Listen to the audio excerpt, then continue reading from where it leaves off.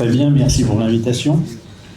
Alors, puisque je suis le premier à parler après les personnes concernées, je leur remercie pour leur invitation.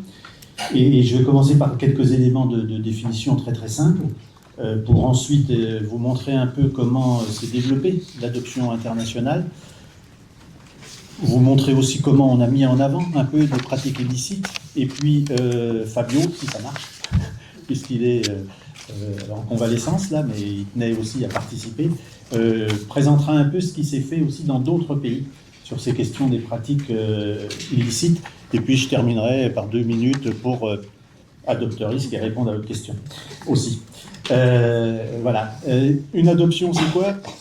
C'est la création d'un lien de filiation juridique entre un mineur et un majeur. On va aller vite, on va dire ça comme ça. Quand c'est une adoption internationale, eh bien, c'est généralement que le mineur est d'un pays étranger à la France. Il peut y avoir des configurations plus complexes que ça. Ça veut dire qu'il y a plein de cas où des enfants sont pris en charge et où il n'y a pas d'adoption au sens juridique du terme. Et ça, c'est important aussi de le signaler. La finalité de l'adoption en France, depuis 1923, est la première loi qui institue l'adoption d'un mineur par un majeur. Cette finalité, c'est donner une famille à un enfant qui n'en a pas, et ce n'est pas l'inverse. Ce n'est pas donner un enfant à une famille qui n'en a pas. Alors ça, c'est fondamental. C'est comme ça que depuis 1923, tous les textes sur l'adoption justifient et argumentent le développement de l'adoption, mais il n'en demeure pas moins que si l'adoption répond à un besoin et est une mesure de protection de l'enfance, et c'est comme ça qu'on la présente toujours, et peut-être comme ça qu'elle devrait toujours être envisagée, il n'empêche qu'elle rencontre aussi une envie, c'est-à-dire l'envie d'enfant de la part de personnes qui n'en ont pas. Et parfois, quand on regarde l'histoire de l'adoption en France, et notamment l'histoire de l'adoption internationale, on a presque l'impression que c'est plutôt cette deuxième partie de la finalité qui a été mise en avant plutôt que la première. Mesure de protection de l'enfance, ça veut dire que c'est toujours dans l'intérêt de l'enfant. Et là, on ouvre une grande boîte de Pandore. Qu'est-ce que l'intérêt de l'enfant ? Qu'est-ce que l'intérêt supérieur de l'enfant, comme on dit souvent ? Alors, il y avait un juge pour enfants, je ne vais pas citer son nom là, parce que mais qui est très connu et qui disait quand on commence à parler d'intérêt de l'enfant, c'est qu'on prépare un mauvais coup. Parce que si on parle d'intérêt de l'enfant et si on dit tout ça c'est dans l'intérêt de l'enfant, il n'y a plus de débat, il n'y a plus à discuter, il n'y a plus à dire on pourrait faire autrement, et c'est dans l'intérêt de l'enfant, c'est dans l'intérêt supérieur de l'enfant. Et évidemment, si c'est une mesure de protection de l'enfance, eh bien ça doit aussi répondre à la garantie des droits de ces enfants-là. Et là, évidemment, ces droits-là, ils ont été énoncés dans la Convention internationale des droits de l'enfant, mais auparavant dans d'autres déclarations antérieures. Et la question de l'énonciation des droits, c'est bien. La question de l'effectivité des droits, c'est encore autre chose. Et puis, il y a une troisième notion qui est avancée par des spécialistes des droits de l'enfant, c'est les droits vivants. C'est-à-dire, pour un enfant, c'est quoi ses droits ? C'est quoi avoir des droits ? Et c'est quoi le respect de ces droits ? Donc ça veut dire que, vous voyez, cette question de l'adoption internationale, on va pouvoir l'aborder de plein de manières différentes. À partir des années 70, en France, il y a un peu une crise des ciseaux, c'est-à-dire une demande d'adoption qui augmente et un nombre d'enfants adoptables en France qui diminue. Et cette crise des ciseaux va faire que le développement de l'adoption internationale va avoir lieu à ce moment-là. Certes, on pourrait remonter à la guerre de Corée, c'est le premier grand mouvement d'adoption internationale. L'adoption internationale, dans son histoire, ça a très à voir avec les guerres, avec la post-colonie aussi, et avec, si vous voulez, une vision un peu du monde. On a parlé tout à l'heure de Sud global, etc. C'est évidemment des choses qu'on peut interroger et qui doivent amener des éléments de compréhension. En tant qu'historien, moi, je me méfie beaucoup des explications uniques, ou des théories explicatives uniques de ce qu'est l'adoption et l'adoption internationale, mais néanmoins, ce sont des éléments à prendre en compte, bien sûr.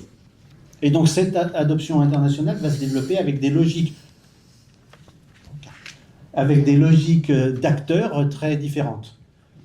Dans l'histoire de l'adoption internationale, il y a 3 acteurs fondamentaux. Ce n'est que récemment qu'il y en a un 4e. Celui que vous avez vu s'exprimer là tout à l'heure, c'est-à-dire les personnes adoptées. Mais auparavant, les acteurs de l'adoption internationale, c'était 3. C'était les adoptants qui étaient dans une logique de résultat, trouver un enfant, avoir un enfant, et dans des, j'allais dire, configurations, y compris psychologiques, etc., très complexes, qui peut-être les empêchaient de voir des choses à certains moments, mais ils étaient dans cette logique de résultat, c'est un fait. Les intermédiaires de l'adoption, on pense aux OAA en France, mais pas seulement, sont dans une logique d'action. Beaucoup, l'adoption internationale s'est beaucoup développée sur une idée humanitaire, ou plutôt humanitariste, vous voyez, dans le sens plus idéologique de l'humanitaire, c'est-à-dire sauver les enfants à tout prix. Et c'est pareil, quand vous dites que vous allez sauver des enfants, eh bien, vous avez le drapeau du chevalier blanc, et qu'est-ce que vous voulez répondre à ça? Et qu'est-ce que vous venez m'embêter avec des papiers à remplir, des autorisations à demander? Moi, je suis en train de sauver les enfants. Donc, évidemment que cette logique-là, elle a aussi poussé à faire en sorte que, pour certains, eh bien, la fin justifiait les moyens. Et puis, il y a l'État. L'État, c'est le 3e acteur et grand acteur, c'est l'État régulateur. Lui, il doit être dans une logique de régulation. Il est clair qu'il n'a pas toujours régulé comme il fallait. Et quand vous avez un système qui se met en place comme ça, ben, c'est souvent que tout le monde en profite. Ou plutôt que tout le monde y trouve son compte. Du côté des adoptants, du côté des organisations, des intermédiaires, pardon, et du côté de l'État aussi, qui est soumis à une énorme pression, de la part, dans les archives, aux archives nationales, il y a des cartons entiers de lettres de personnes voulant adopter, écrivant à leurs députés, à leurs maires, à leurs sénateurs, etc., aux ministres, à la femme du président de la République, etc., etc., en disant « mais moi je veux faire le bonheur d'un enfant ». Et on me fait tout ce mal-là. Faites quelque chose pour moi. Donc il y a aussi cette pression qui est tout à fait importante. L'adoption internationale se développe à un moment où il n'y a pas de cadre. L'historien, c'est celui qui remet aussi les choses dans leur contexte. La première circulaire du ministère des Affaires étrangères, pour essayer de dire à ses consuls, à ses ambassadeurs dont on a parlé tout à l'heure, faites attention et cadrez un peu les choses, c'est 1973. C'est tardif. Jusqu'en 1985, il n'y a pas besoin d'avoir un agrément dûment en bonne et due forme pour adopter un enfant étranger. C'est obligatoire pour adopter un enfant français à partir de 67. Mais jusqu'en 85, ce n'est pas obligatoire pour un enfant étranger. Ce qui fait que là, vous voyez bien que va se développer une zone grise, un espace des possibles pour faire famille un peu en dehors des normes et en échappant un peu à ce qu'on peut appeler la police des familles ou le gouvernement des populations, qui ressort évidemment de l'État. Et là, eh bien, on va mettre en place, on a beaucoup parlé de système, de systémique, etc., mettre en place un système, appelons-le comme ça. Ça ne veut pas dire que tout est systémique, parce qu'il y a un système. Mais un système qui, effectivement, va être assez tôt, tordu par le fait que la demande va créer l'offre. La demande d'adoption des pays, je vais dire du Nord pour aller vite, va créer des offres d'adoption dans les pays du Sud global. Pourquoi? Parce que y a évidemment une différence de développement financière, etc. Et évidemment que dans ces pays moins favorisés, il y a toute une série d'intermédiaires qui vont flairer le bon filon et pour faire de l'argent sur le dos, j'allais dire, des candidats à l'adoption occidentaux qui ont de l'argent, de fait. Même si tous les adoptants ne sont pas riches, c'est pas la question, évidemment. Mais de toute façon, il y a une différence, vous voyez bien, et cette différence-là, elle va jouer beaucoup. Et puis, dans ces différentes vagues d'adoption, dans les années 60, plutôt des pays d'Asie, le Liban déjà, la Corée, et puis les années 70, l'Inde, le Sri Lanka, etc., Bangladesh, qui après va se fermer. Dans les années 80, Et fin des années 70, c'est beaucoup vers l'Amérique du Sud et l'Amérique centrale, le Pérou, le Chili, on en a parlé un peu tout à l'heure, etc. Puis dans les années 90, je schématise, parce que, mais dans les années 90, eh bien, c'est l'Afrique. Et là, il y a une question très intéressante. Là, il y a plein de travaux à faire encore. Mais adopter un enfant noir dans les années 80, c'est pas la même chose qu'adopter un enfant africain. C'est-à-dire qu'adopter un enfant noir qui vient du Brésil, c'est pas la même chose que d'adopter un enfant noir africain. Et là, on revient évidemment sur toutes les représentations, la grande condescendance entre les peuples, entre les races, entre les couleurs, etc., etc. Pour les Français, adopter en Afrique, eh bien, ça a une signification évidemment postcoloniale, qu'il n'y a pas forcément quand on adopte un petit noir brésilien qui, à toutes les coupes du monde, va être fier de revêtir le maillot de son pays d'origine, etc. Enfin, ça commence à être étudié, mais malheureusement pas assez. Ce besoin de régulation, il va être si évident, et la presse va jouer un rôle important là-dedans, notamment dans les années 80, et bien que la Convention de La Haye, 1993, va établir un certain nombre de règles pour qu'au niveau international, ces adoptions entre pays, ces adoptions d'enfants étrangers, on peut appeler ça ou adoptions transnationales, eh bien, respectent un certain nombre de règles. On était passé juste avant par le n'importe quoi en Roumanie en 1990 et 91, le n'importe quoi en Roumanie aussi sous Ceausescu. Et là, il y a une question aussi. Comment des pays du Nord, des démocraties qui vilipendaient le régime de Ceausescu dans les années 80 ou le régime de Pinochet dans les années 70 et 80, pourquoi pouvaient-ils penser que l'adoption des enfants venant de ces pays-là ne serait pas entachée, évidemment, de pratiques forcément illicites, forcément de corruption, etc. Une espèce d'aveuglement, là, vous voyez, qui serait intéressant d'interroger sur le plan idéologique, politique, etc. Il y a un tournant en 2007, c'est le livre de Céline Giraud, « J'ai été volé à mes parents ». C'est le Pérou, c'est le début des années... elle parle du Pérou du début des années 80, avec une affaire qui a été jugée dans le pays, dans son pays d'origine, etc. Voilà. Et puis c'est l'affaire de l'Arche de Zoé, la même année, 2007. Et là, il y a plutôt peut-être un début de prise de conscience. En 2011, quand j'écris la première histoire de l'adoption internationale, je me rends compte que le fil rouge, c'est les pratiques illicites. À l'époque, ça n'a pas du tout été vu, ça n'a pas du tout été ressenti comme ça. Pourquoi ? Parce que la société n'était pas mûre. On tape beaucoup sur l'État, peut-être avec raison, mais c'est l'arbre qui cache la forêt. C'est-à-dire que oui, l'État, dans sa logique de régulation, n'a sans doute pas fait ce qu'il fallait à tel moment ou à tel autre, etc. etc. Mais il n'était pas seul. Il y a eu une espèce de cogestion de l'adoption internationale entre l'État et les associations d'adoptants et les OA. Et cette espèce de cogestion, elle a créé, si vous voulez, beaucoup de difficultés pour prendre des décisions, notamment de retirer l'agrément, par exemple, d'un OA, de fermer l'adoption avec un pays en telle année, etc. À chaque fois, c'était des débats à n'en plus finir. Donc, la responsabilité de l'État, que l'État reconnaisse sa responsabilité, aille jusqu'aux réparations, etc., ça c'est un problème juridique que l'historien a un peu de mal à appréhender, mais en tout cas, ça semble évidemment tout à fait légitime.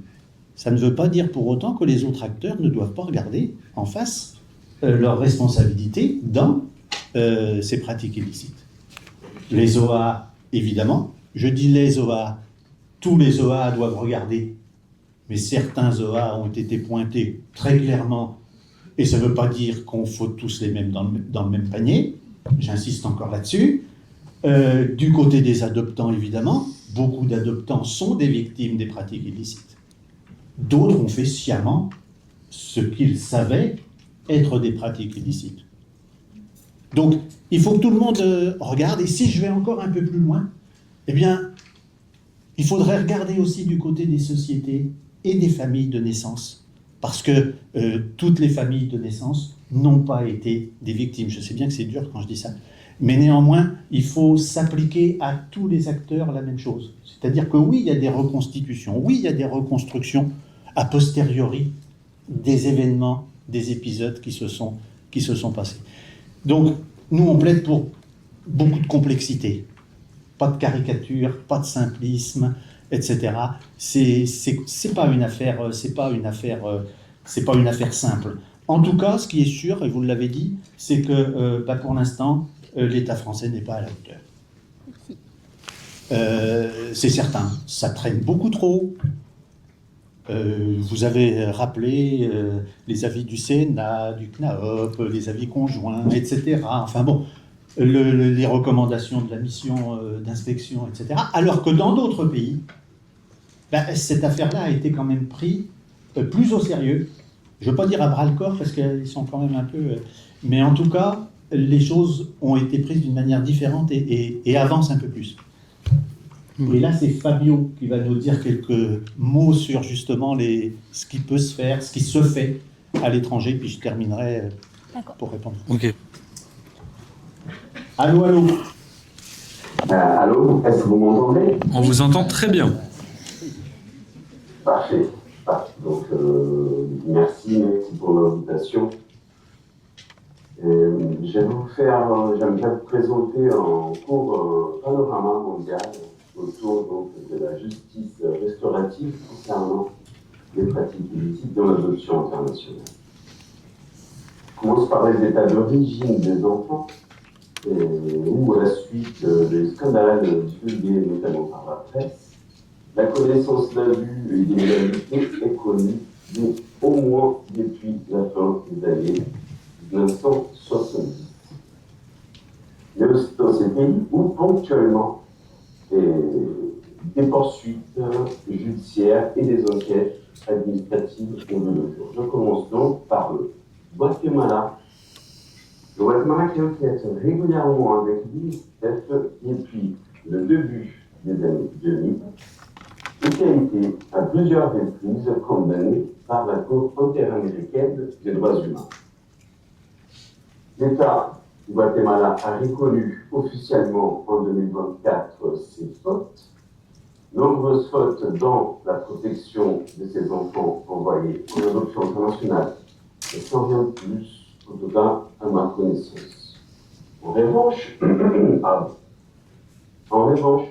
au Chili, le pouvoir judiciaire a ouvert en 2018, suite à du débat parlementaire, une grande enquête nationale pour investiguer l'adoption internationale pendant la dictature militaire du général Pinochet de 1973 à 1990.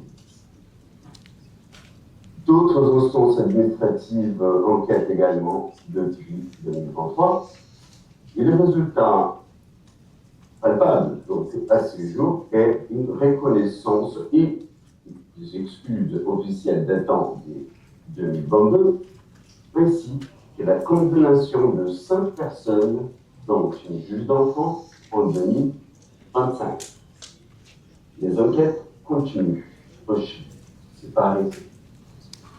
Ensuite, j'aimerais aborder le cas très emblématique de la Corée du Sud, qui est le plus important État d'origine de l'adoption internationale, avec plus de 160 000 enfants envoyés en adoption internationale entre 1953 et 2009. Et c'est un État qui a mis en place en 2020 ce qu'ils appellent la Commission de vérité et de réconciliation. Depuis 2020, donc, ils enquêtent au cas par cas, notamment suite à la demande des personnes adoptées dans les archives qui sont présentes en Corée du Sud. Et ça, c'est parfois une limite des études qu'on peut mener, notamment dans les États d'accueil des enfants, c'est l'accès aux sources, donc aux archives dans le pays et dans les États d'origine. Bien. Et en mars 2025, donc là, il y a un peu plus d'un an, la Commission de vérité et de réconciliation a publié un rapport faisant état des violations et d'abus systémiques pratiqués dans le pays, en Corée du Sud, par les services d'État et des ONG en charge de l'adoption internationale. Le gouvernement s'est ensuite officiellement excusé et reconnu ses fautes.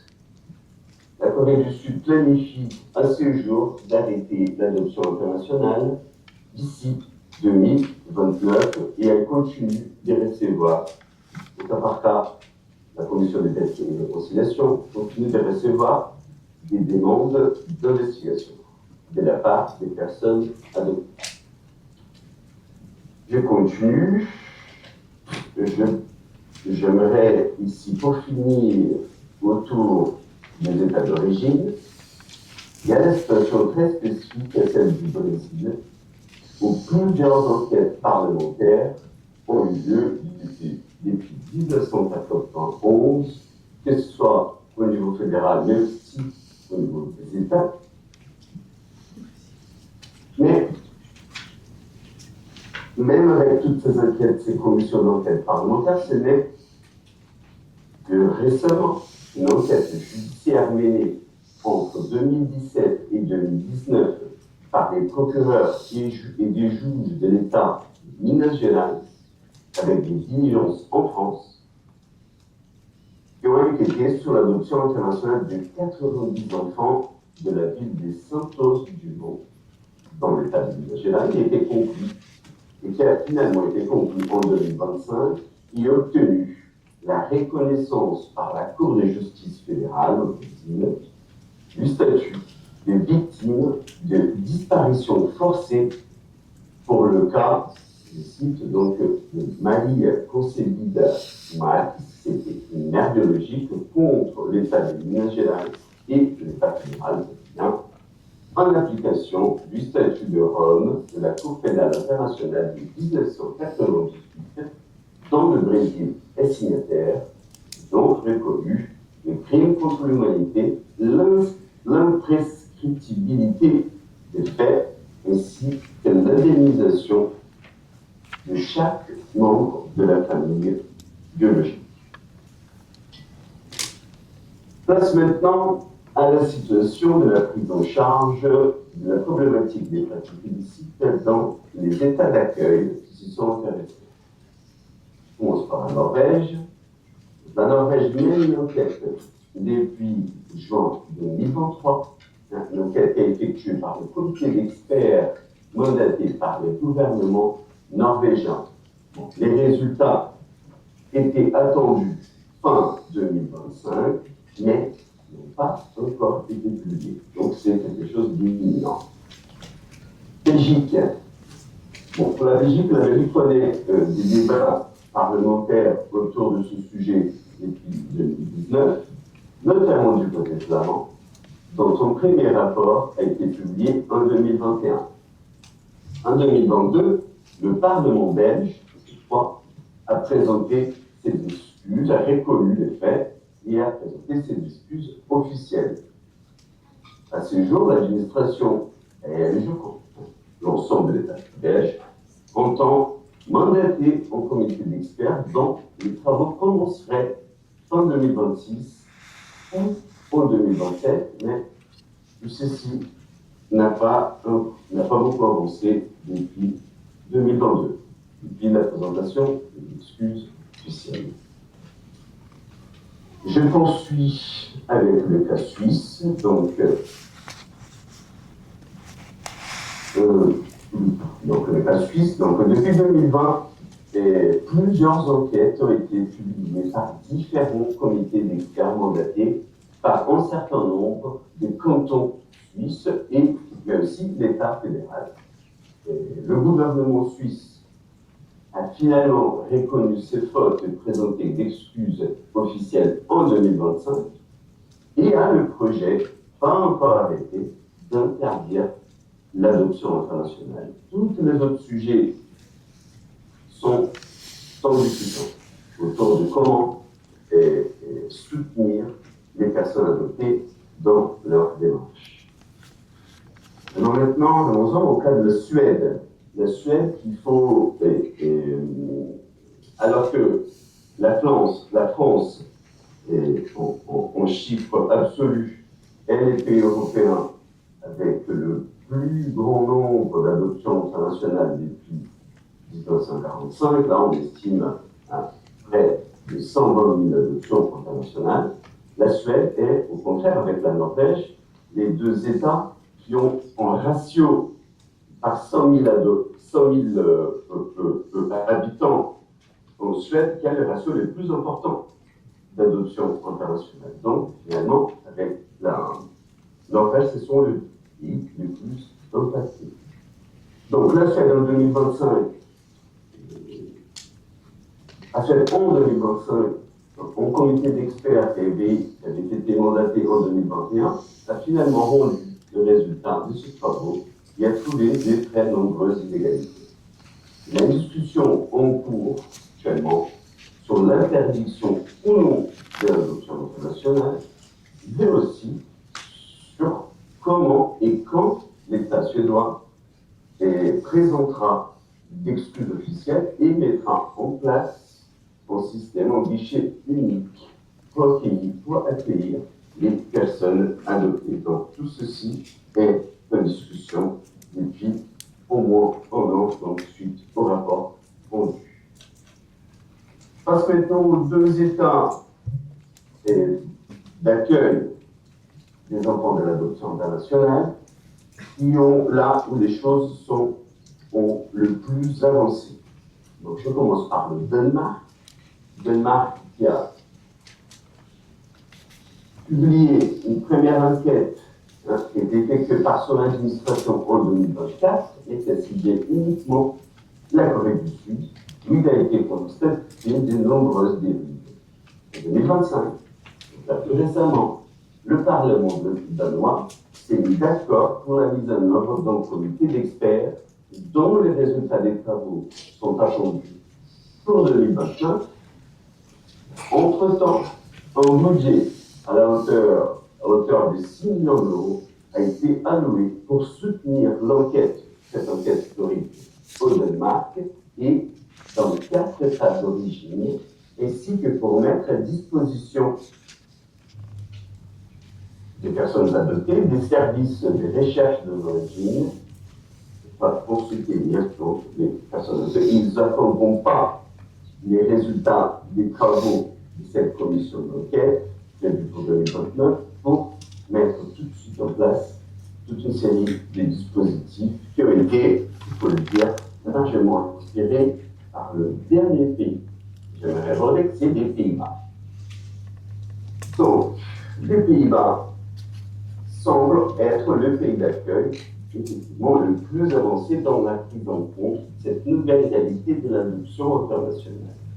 Tout d'abord, il y a eu en 2021 la publication du rapport dit Justra, du nom du comité d'experts mandaté 2 ans plus tôt par le gouvernement néerlandais. Il s'en est suivi, en 2021, la reconnaissance et l'excuse officielle par l'État néerlandais, mais aussi la création en 2023 d'un guichet unique pour la recherche des origines et du l'INEA, Centre d'expertise en adoption internationale. Donc, et l'INEA, sous la demande des personnes adoptées, mène des enquêtes, des tests ADN gratuits, finance des chefs universitaires, du soutien psychologique, des événements, entre autres services. C'est de très loin l'organisme le plus actif à ce jour dans le monde, en soutien aux personnes adoptées. Le gouvernement néerlandais planifie l'arrêt de l'adoption internationale en 2030. C'est une discussion. Ils ne savent pas s'ils donneront effectivement la fin de l'adoption internationale, une sorte d'abolition en 2023 ou en 2030, ou tout simplement aussi d'attendre que l'adoption internationale s'arrête d'elle-même. Voilà. Déjà, c'est compliqué. Plus rapide, ouais. Donc, que fait la France? Vous avez entendu les Pays-Bas, vous avez entendu le Danemark, etc. Eh bien, pour l'instant, la France ne fait rien. Notre rapport de 2022-2023 a été en partie financé par la MAI. Et c'est à mettre à son crédit, parce que ce n'était pas forcément évident à l'époque, et on a eu une totale liberté pour faire exactement ce qu'on voulait, c'était même écrit dans le contrat. Depuis, rien. Très concrètement, rien.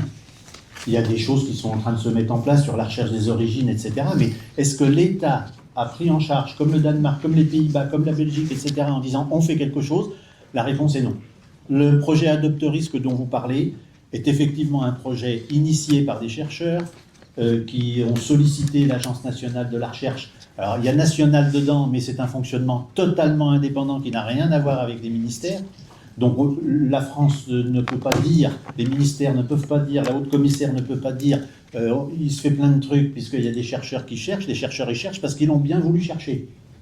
Il n'y a pas d'initiative, aucune initiative de l'État pour l'instant. Merci. Merci.